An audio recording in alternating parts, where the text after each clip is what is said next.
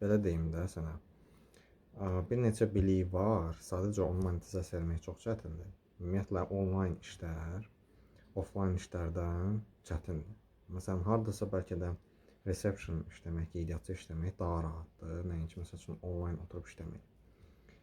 Həm də belə deyim də, bax, rəqabət məsələsi var da, düzdürmü? Acı məsəl üçün freelance platformalara gedirsən, orada ümumiyyətlə çox çətindir. Yəni orada səndən də əlavə nə qədər iştirakçılar var, işçilər var, belə deyək. Və təsəvvür elə ki, bir çoxsu Hindistandan, Pakistandan, bu tip ölkələrin nümayəndələrindəndir. Və elə bil onlarla mübarizə aparmaq dəhşət çətindir. Çünki onlar işi o qədər ucuza görürlər ki. Təsəvvür elə də, yəni onlarla rəqabətə girmək nə deməkdir? Dayanandansa burada iş axtararam da, burada özüm ucararam da, nəinki burada onlayn, başa düşürsən, söhbət nədən gedir yəni.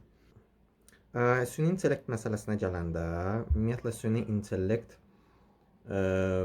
istiqamət tələb eləyir də. Məsəl üçün, süni intellektlə mən neyniyim? Məsələn, video generation deyiriksə, düzdür? Mən gərək video generation öyrənim də. O da nə bilim, çox zehnidir o. Çox zehni işdir.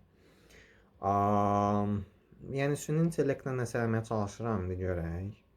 Amma düşünürəm ki, yəni hal-hazırki şəraitimdə mental baxımından o qədər yüklənmişəm ki, mənə sadə işlər lazım olacaq. Bildin necə? Yəni onlayn qazanmaq sözün əsl mənasında offlayn qazanmaqdan dəhşət çox çətindir. İnsan mental olaraq çox yüklənir, başa düşürsən? Mən yenə də baxacağam, indi görək nə ilə eləyirik.